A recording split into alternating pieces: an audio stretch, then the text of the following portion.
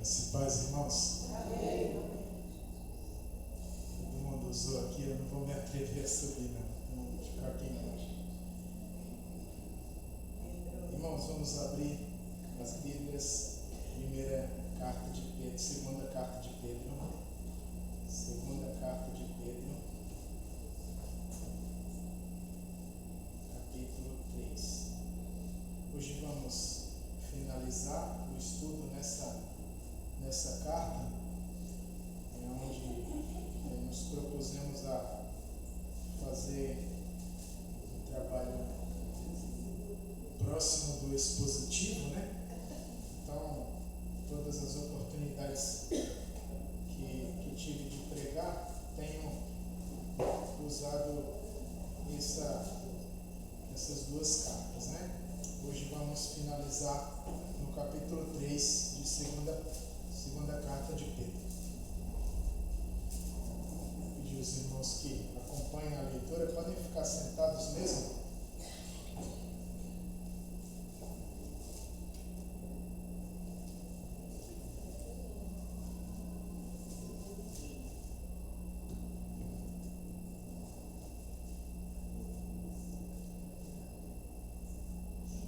O texto diz assim: Amados, esta é agora a segunda carta que escrevo a vocês. Em ambas procuro, com lembranças, despertar a mente esclarecida de vocês, para que se lembrem das palavras que anteriormente foram ditas pelos santos profetas, e também se lembrem do mandamento do Senhor e Salvador, que os apóstolos de vocês lhes ensinaram. Antes de tudo, saibam que nos últimos dias virão escarnecedores, com as suas zombarias, andando segundo as próprias paixões e dizendo: onde está a promessa da sua vinda? Porque desde que os pais morreram, todas as coisas permanecem como desde o princípio da criação. Acontece que de propósito esquecem que os céus existem desde muito tempo, e que a terra surgiu da água e através da água pela palavra de Deus. Com base nesta palavra, também o mundo daquele tempo foi destruído, afogado em água.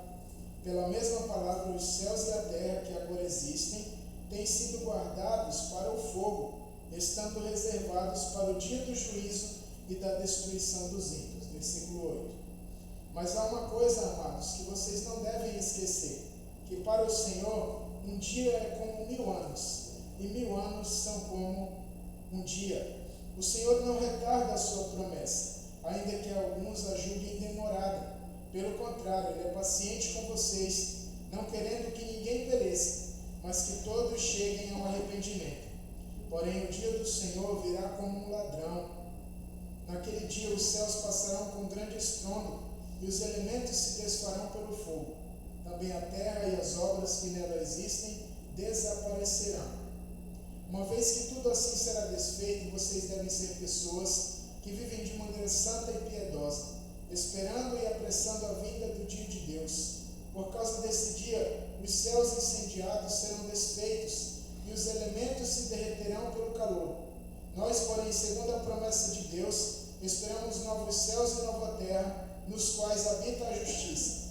Por essa razão, amados, esperando estas coisas, esforcem-se para que Deus os encontre sem mácula, sem culpa e em paz, e considerem a longanimidade do nosso Senhor como oportunidade de salvação, como também o nosso amado irmão Paulo escreveu a vocês, segundo a sabedoria que lhe foi dada, ao falar a respeito desses assuntos, como de fato costumam fazer em todas as suas cartas.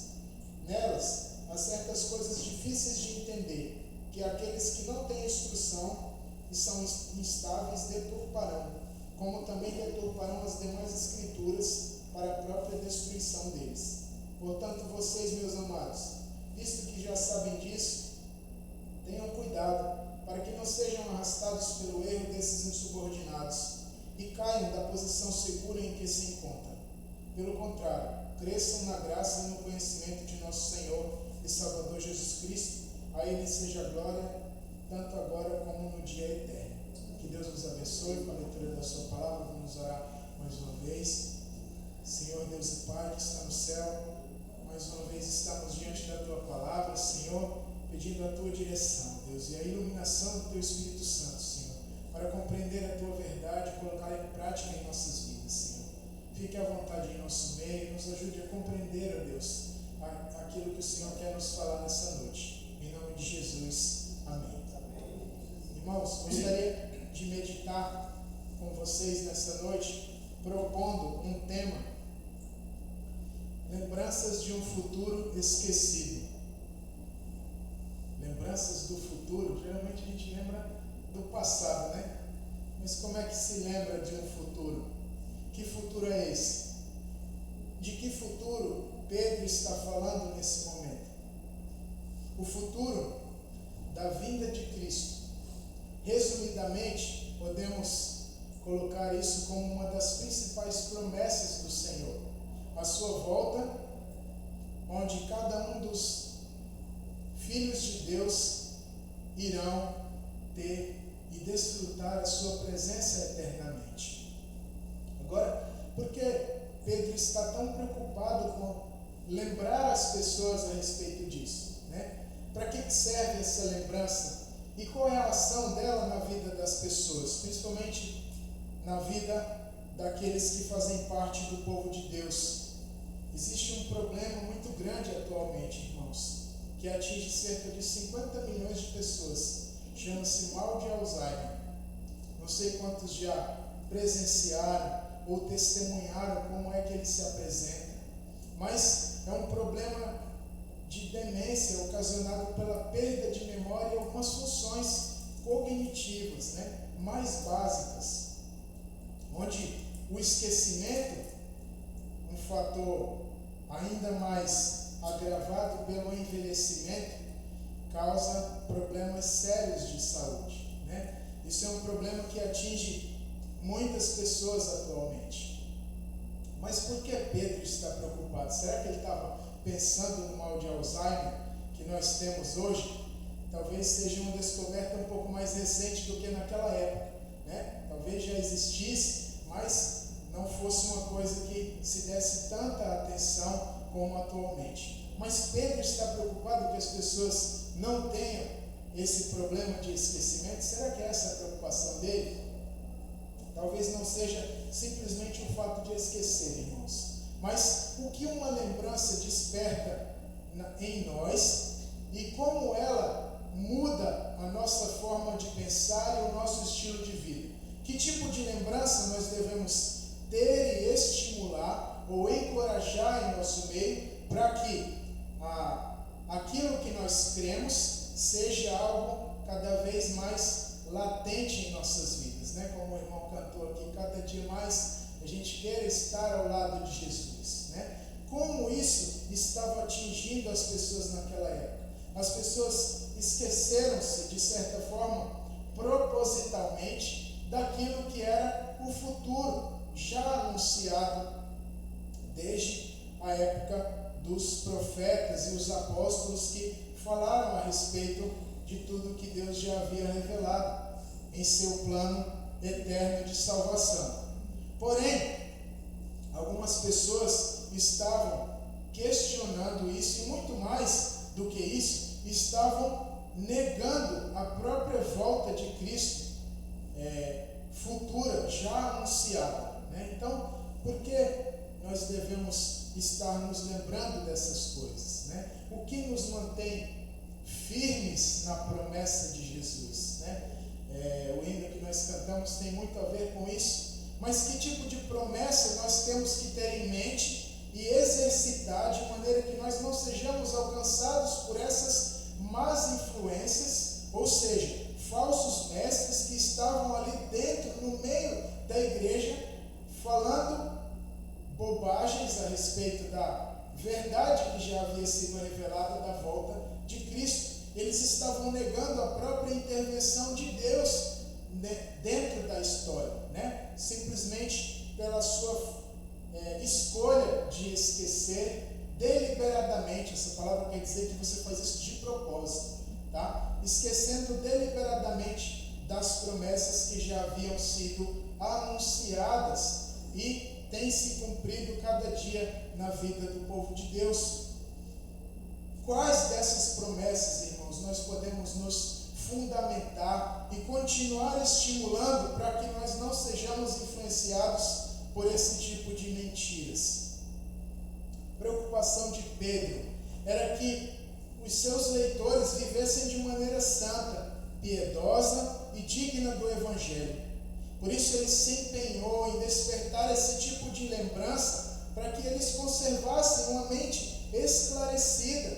Ou seja, eles já tinham diante deles toda a palavra de Deus anunciada, predita e as promessas de Deus fundamentadas na palavra de Deus. Mas estavam sofrendo esse tipo de influência negativa, fazendo com que as pessoas se esquecessem daquilo que é mais importante. Do que nós temos esquecido atualmente, irmãos? Do que nós temos deixado de nos lembrar? O que nós paramos de exercitar em nossa vida que nos deixou atrofiados em nossa vida espiritual?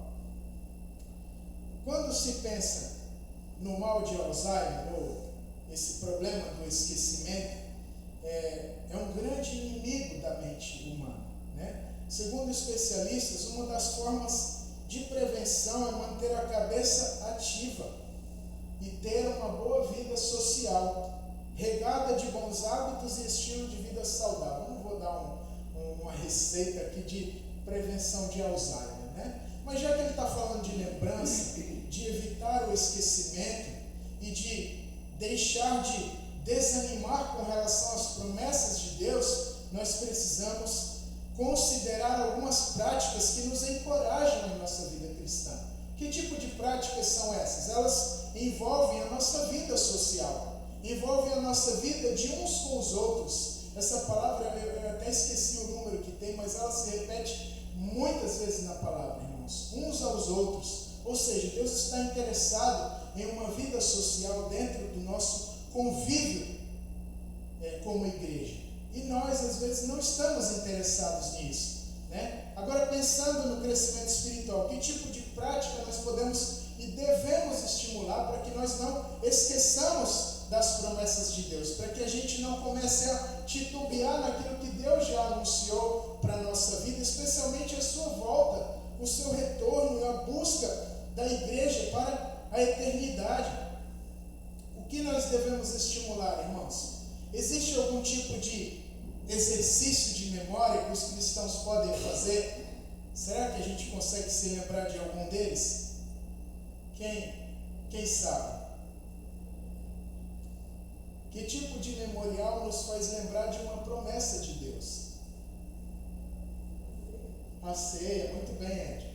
A ceia é um memorial instituído pelo Senhor que nos permite nos lembrar do que Cristo fez por nós, e esse memorial, ele anuncia a volta do Senhor. Esse tipo de prática no meio da igreja nos permite exercitar a nossa mente espiritualmente, no sentido de nos firmarmos nas promessas de Deus. Agora, por que essas lembranças são importantes e por que elas são tão levadas a sério pelo apóstolo Pedro, né? Porque despertar lembranças é algo tão especial para ele, para prevenir a igreja contra a apostasia. Que tipo de outras ações nós podemos desenvolver, nós fazemos no meio da igreja, que também trabalham esse tipo de exercício memorial em nossa vida? Veja um exemplo. Aqui nós fizemos desde o início do culto, né? A Ana propôs a gente orarmos pelos outros.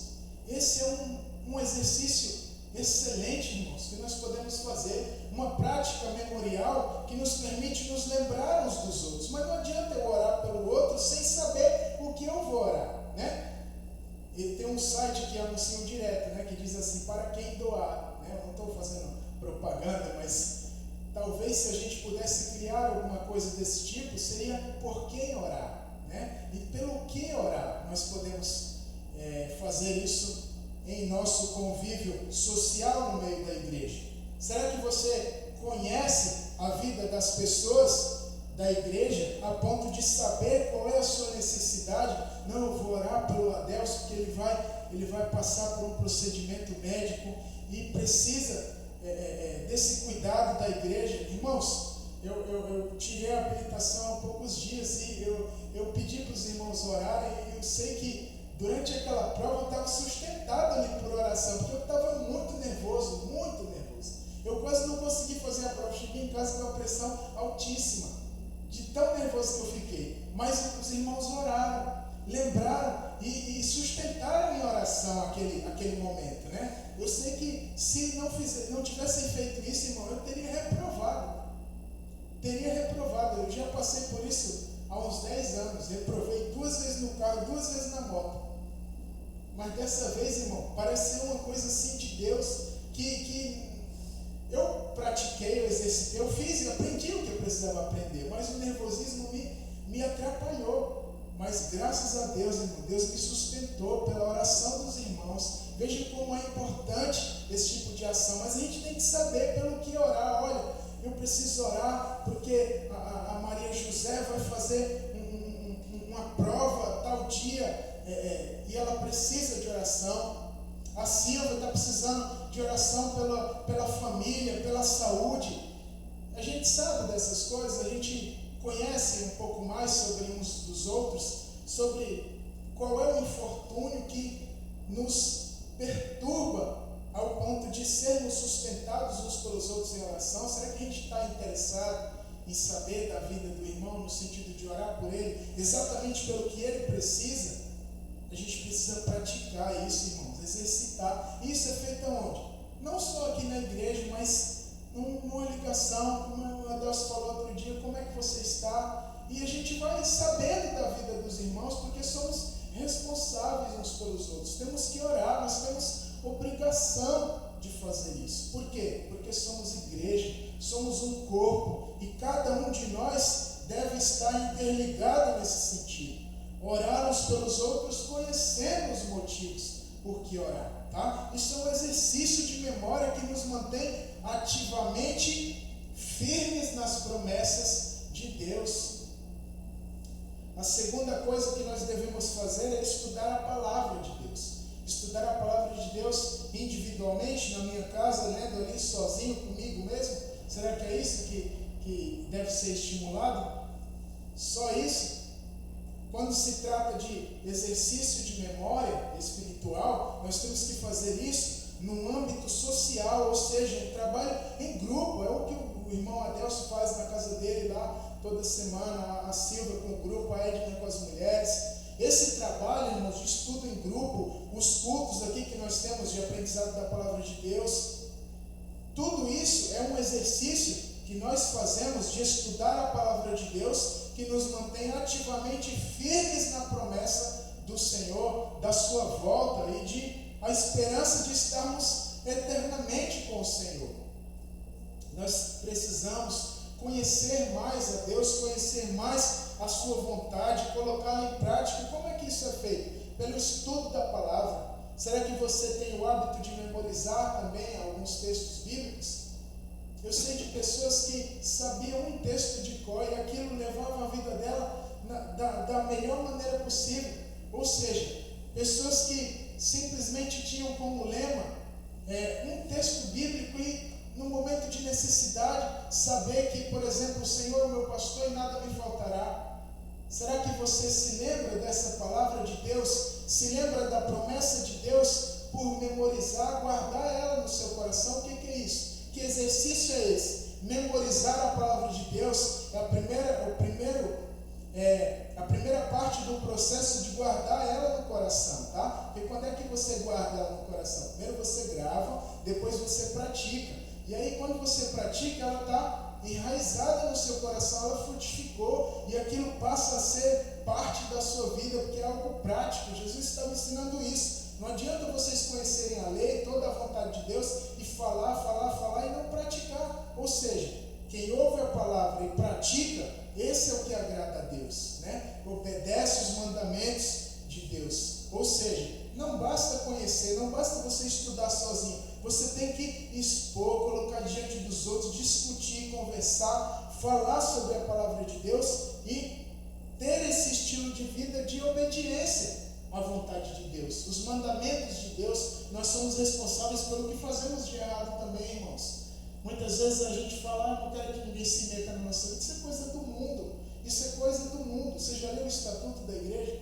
O Estatuto da Igreja nos diz que nós somos uma comunidade de fé, responsáveis uns pelos outros com a mesma missão. Ou seja, nós temos que cuidar primeiramente uns dos outros e temos a responsabilidade de fazer isso até quando você está fazendo algo de errado. Ei, irmão, não está certo o que você está fazendo. A palavra de Deus diz assim, a palavra manda você exortar o irmão, mas você tem que fazer isso em amor, da maneira certa. Exortar o irmão a obedecer, fazer o que é certo, porque tudo que nós sofremos de problemas em nosso meio vai nos afetar. Não é porque simplesmente o irmão teve um problema e ele se afastou da igreja. Isso vai nos ferir, isso vai nos causar dor, vai nos causar problemas de saúde espiritual. Por quê? Porque nós não estamos nos importando com as pessoas mais. Nós não estamos preocupados em nos responsabilizarmos pelos outros, sabe? Vendo o irmão fazendo uma coisa errada, eu não estou nem aí, não estou nem aí. Não é assim que Deus, não é para isso que Deus nos chamou. Nós somos responsáveis uns pelos outros, então eu tenho que obedecer, o irmão também tem que obedecer. Eu sou responsável por você. Isso é o discipulado, é o andar junto, como Jesus ensinou para cada um de nós. Um estilo de vida regrado, baseado na obediência à palavra de Deus. Nós temos que conhecer, a Bíblia diz lá em Lucas, capítulo 10, diz o seguinte, que as pessoas erram porque não conhecem as Escrituras. E pela falta de conhecimento e obediência a Deus, nós somos iludidos por mentiras que as pessoas que não têm compromisso nenhum com Deus estão falando. E aí começa a chamar, que nem diz o outro, chama Jesus de Genésio. Por quê? Porque não ouve a palavra de Deus, não pratica, não ora uns pelos outros, não está preocupado de ver o irmão em desobediência e trazê-lo de volta, resgatá-lo, orar por ele, manter o hábito de guardar a palavra de Deus. Esse exercício de memória, irmãos, deve ser estimulado para que nós não tenhamos o Alzheimer espiritual. Agora, a segunda parte desse texto nos ensina aqui, nos versículos de 3 a 10, diante da certeza do julgamento e da iminência da volta de Cristo, ou seja, aquilo já estava anunciado. Isso é uma certeza, irmãos, é algo inevitável que nós não podemos lutar contra, nem dizer que não é verdade. Pedro está dizendo que duvidar da vinda de Cristo é um erro. É um erro por quê? Porque as condições que nós temos na nossa mente finita, ela está limitada pelo próprio tempo. Mas ele diz o seguinte, ele diz o seguinte, que para Deus, uma coisa que nós não devemos esquecer, versículo 8, que vocês não devem esquecer para o Senhor um dia como 1000 anos, e 1000 anos são como um dia. O que quer dizer isso? O que significa isso?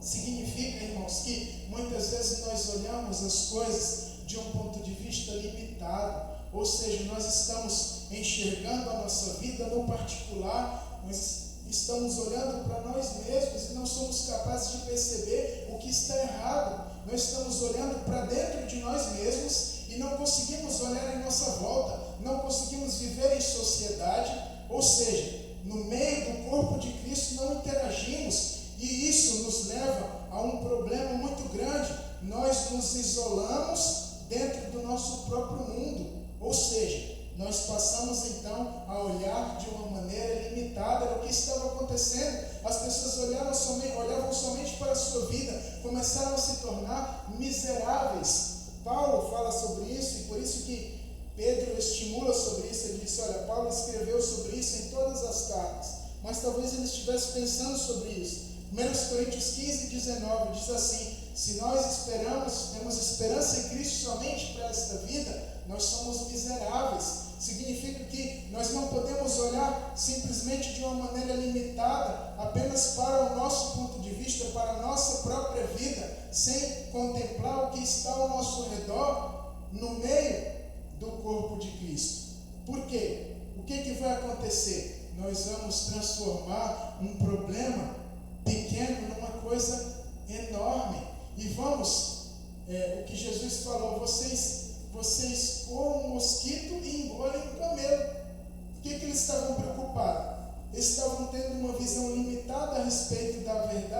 Deus, e eles estavam preocupados apenas em estudar a letra e não se considerar em praticar o compromisso com Deus.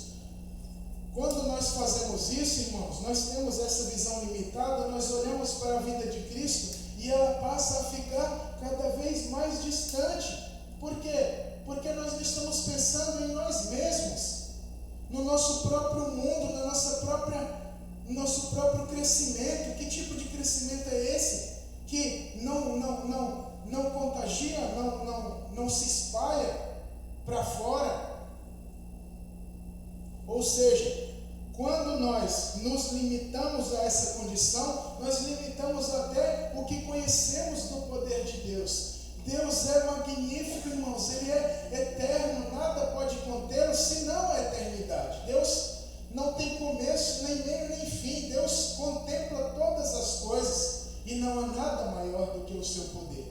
Mas nós reduzimos esse poder à nossa própria capacidade de compreensão. Ou seja, cada dia que nós vivemos passa a ser uma coisa penosa e aquilo vai virando como se fosse 1000 anos. Cada dia passa a ser uma coisa eterna para cada um de nós quando nós nos isolamos nessa maneira de pensar sobre nós mesmos, apenas para nós mesmos, e não temos a vida social de nos preocupar com os outros, de orar pelos outros, cuidar dos outros e obedecer os mandamentos de Deus. Quando isso acontece, irmãos, a vida de Jesus começa a ficar distante. Era o que eles estavam olhando, eles não olhavam o quadro todo como Deus eterno em toda a sua grandeza, olha de fora. Às vezes a gente precisa olhar de fora, né? Olhar de fora de nós, da nossa condição, e alguém chega e fala: ó, irmão, você está pensando que a coisa é assim, mas não é assim. Então a verdade de Deus é essa. Talvez você precise observar de fora, precise da opinião de outra pessoa, precise desse cuidado da igreja uns com os outros, para que você possa perceber: opa, tem alguma coisa de errado, porque eu estou só aqui no meu mundinho, e isso não pode acontecer. Nós não podemos limitar a vinda de Cristo a um dia que fica tão longo quanto 1000 anos. E a Bíblia diz que quando Deus olha para toda essa linha histórica, do começo ao fim, é tudo a mesma coisa. É como se a vinda de Cristo fosse amanhã para Deus. Isto é tão próximo, tão breve, irmãos, e nós estamos distanciando. Pedro apela e ele diz o seguinte: a gente precisa apressar essa vinda de Jesus. Como? Proclamando o Evangelho, vivendo uma vida piedosa, uma vida justa, uma vida realmente que agrada a Deus. E aí a vinda de Cristo vai passar cada vez mais rápido. Ou seja, nós vamos desejar estar com o Senhor e querer que essa vinda chegue cada vez mais rápido. Mas nós precisamos olhar para fora, olhar de fora, olhar uns para os outros, olhar também para a eternidade de Deus. Quando nós contemplamos a eternidade de Deus, nós sabemos e compreendemos a sua grandeza. Nós vemos como Deus é paciente. Puxa, quanto tempo já passou e Deus continua dando oportunidade para as pessoas serem salvas. E nós temos o privilégio de anunciar a verdade, mas nós estamos nos preocupando apenas conosco mesmos. Nós estamos como aquele homem que enterrou um talento, colocou lá na terra, esperou chegar o dia, até o dia que ele devolveu, não exercitou, não praticou, não colocou em desenvolvimento. E é isso que nós precisamos fazer, irmãos. Quando olhamos para a eternidade, nós contemplamos a grandeza e a longanimidade, a paciência de Deus para com a humanidade, para com aqueles que não foram salvos ainda.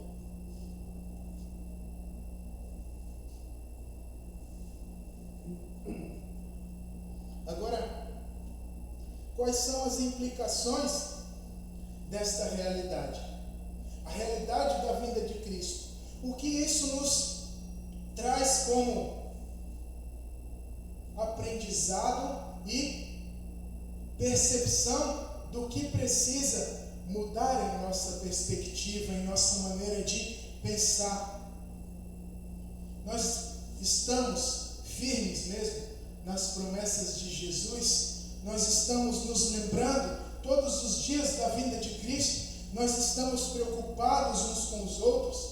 Nós estamos preocupados com que tipo de pessoa nós somos. Você já percebeu, já conseguiu olhar você mesmo sob outra perspectiva? Sobre a opinião de outra pessoa? Não podemos ser levianos no sentido de criticar as pessoas de uma maneira irresponsável, irmãos. Porque a opinião dos outros é muito importante para o nosso crescimento. Mas quando nós trazemos uma palavra útil para a edificação, não uma palavra que destrói, que traz, ao invés de ânimo, traz desprezo e acaba com a pessoa. Tem irmãos que parece coveira, né?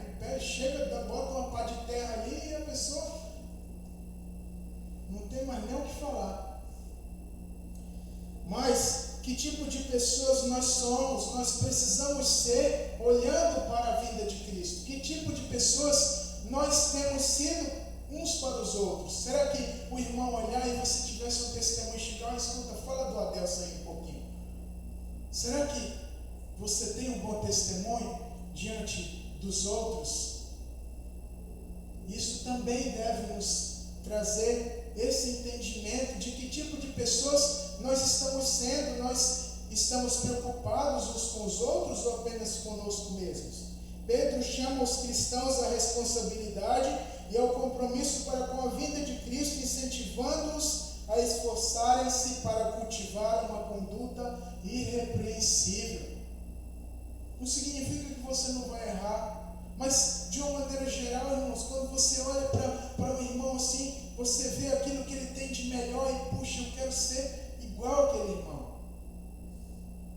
Ou você está olhando para as pessoas do mundo e tendo como referência alguém que simplesmente tem um sucesso momentâneo, ou uma referência de algum ídolo, uma pessoa na mídia, no auge, um influencer aí da vida. É para essas pessoas que você está olhando. Vejam os bons exemplos de como seguir a Jesus, como Paulo deu o exemplo. Ele falou: sejam meus imitadores, como eu imito a Cristo. Será que a gente tem uma referência dentro da igreja? Olha, eu quero ser como o irmão Augusto, eu quero ser como o Marcelo, eu quero ser como o Djalma.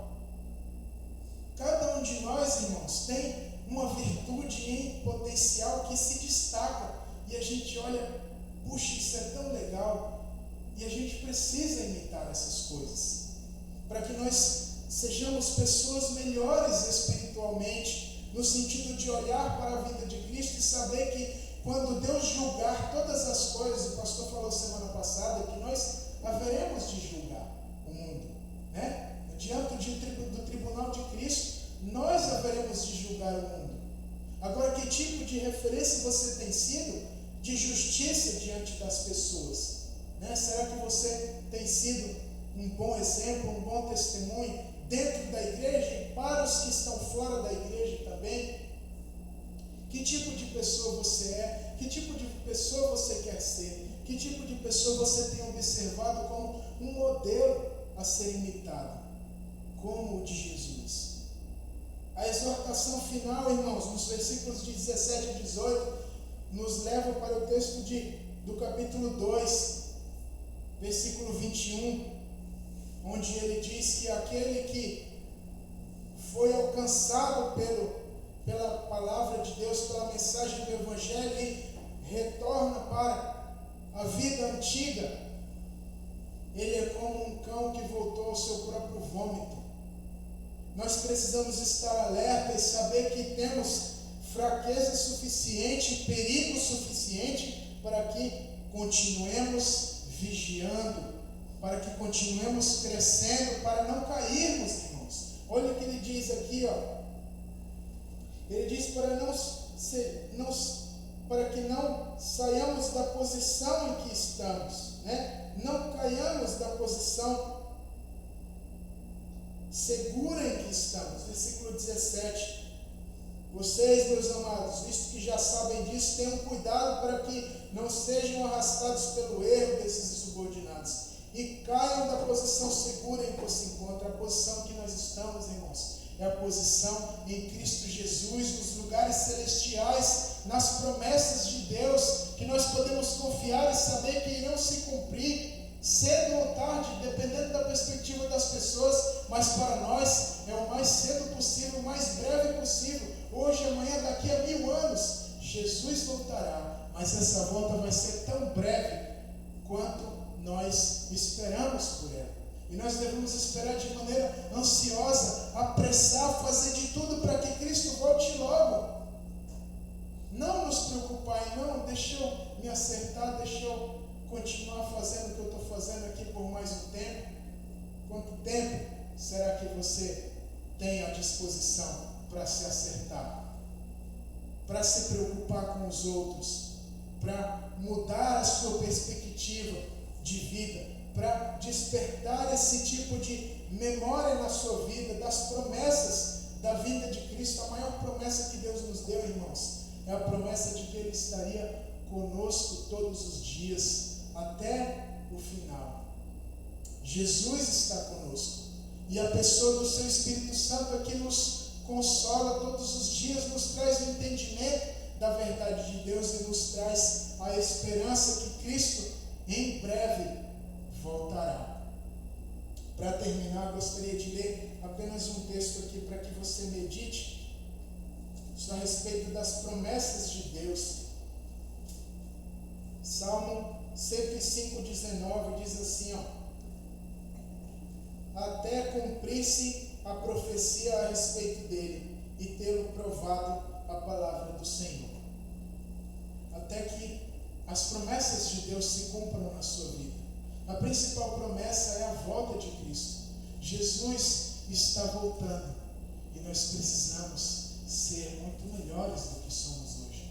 Melhores espiritualmente, precisamos nos exercitar, precisamos estudar a palavra, incentivar uns aos outros, orarmos pelos outros, ter o hábito de guardar a palavra de Deus em nosso coração, praticando e obedecendo a verdade. Mas um alerta, irmãos, aquele que está em pé, cuide para que não caia da posição segura que você está. Não se exclua da graça de Deus. Deus já resgatou você por um preço alto. Então, não venda o seu direito à primogenitura por um prato de lentilha, como fez Esaú. Nós temos que valorizar a eternidade, valorizar a vida com Deus, que é hoje, e a volta de Cristo é muito em breve. Que isso possa estar latente em nosso coração, irmãos. Cristo vai voltar e vai cumprir, como tem cumprido todos os dias, as promessas dele em nossas vidas. Amém? Que Deus nos abençoe. Vamos orar mais uma vez. Pai querido, muito obrigado por essa palavra, Senhor, que ela possa realmente fazer morada em nosso coração, Deus. Mudar a nossa maneira de pensar, Pai, a respeito das promessas que o Senhor tem colocado diante de nós, Pai, que possamos crer cada dia nelas, ó Deus, nos tornar cada vez melhores, estimulando uns aos outros, encorajando uns aos outros, servindo uns aos outros e cuidando uns dos outros, Pai, para que sejamos, ó Deus, a igreja que o Senhor deseja buscar muito em breve, Senhor.